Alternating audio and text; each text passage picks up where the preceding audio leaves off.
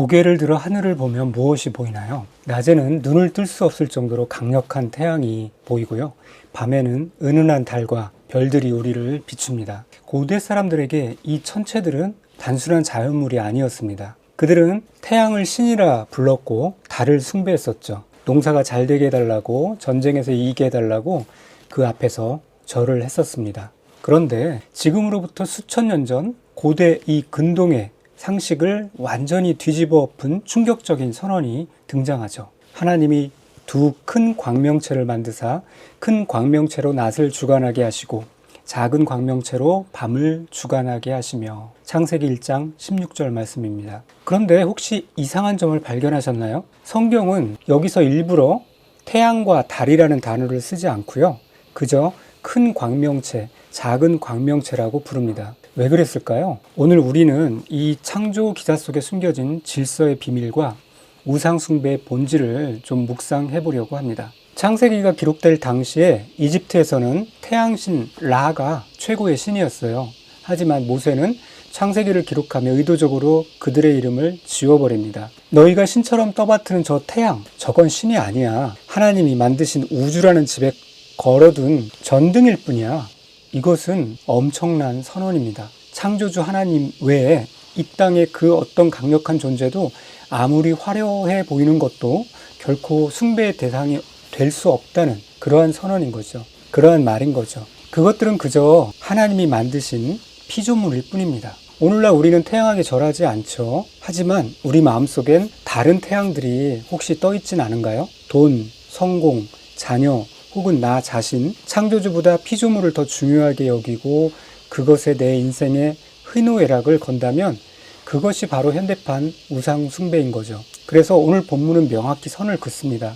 피조물은 피조물의 자리에 있을 때 가장 아름답다. 주인을 주인으로 인정하고 나는 그분의 만드신 존재임을 인정하는 것. 이 위치 선정이 바로 신앙의 첫걸음인 것이죠. 자, 그럼 이제 시선을 땅으로 돌려볼까요? 하나님은 넷째 날, 다섯째 날, 여섯째 날을 거치며 하늘과 바다 그리고 땅을 생명체로 가득 채우십니다.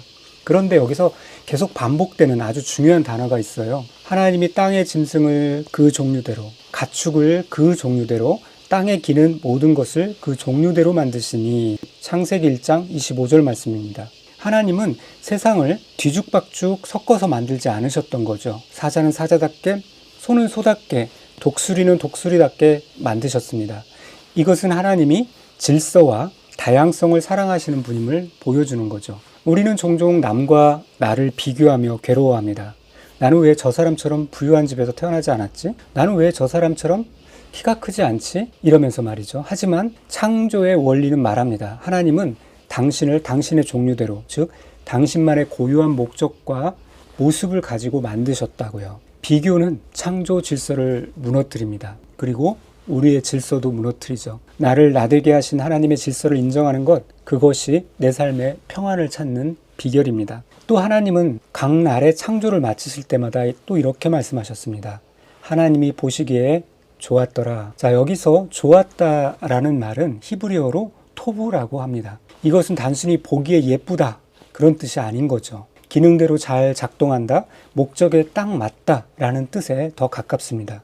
태양은 비추는 역할을 잘 감당해서 토부이고 물고기는 헤엄치며 생육해서 토부인 것이죠. 그렇다면 우리에게 질문을 던져볼 수 있습니다. 자, 나는 매일매일 새롭게 창조되는 나의 하루를 과연 하나님 보시기에 좋았더라 라고 할 만하게 보내고 있는가? 여러분, 내가 돈을 많이 벌어서 또는 남들보다 더 뛰어난 능력을 가져서 그래서 뛰어난 것이 아닙니다.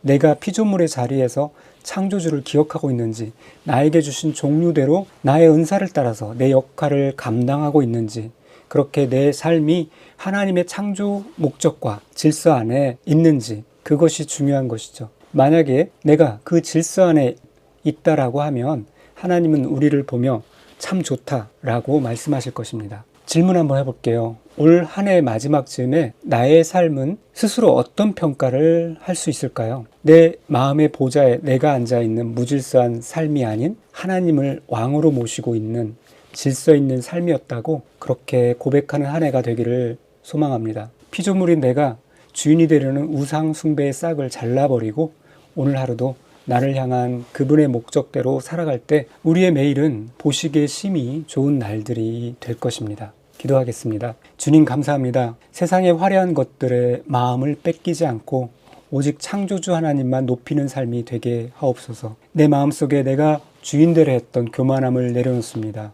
오늘 하루 남과 비교하지 않고 나를 지으신 모습 그대로 주님의 질서 안에서 순종하며 살아가게 하옵소서. 그래서 오늘 밤 잠자리에 들 때 주님께 참 잘했다, 보기에 좋구나 칭찬받는 하루가 되게 하여 주시옵소서. 예수님의 이름으로 기도드립니다.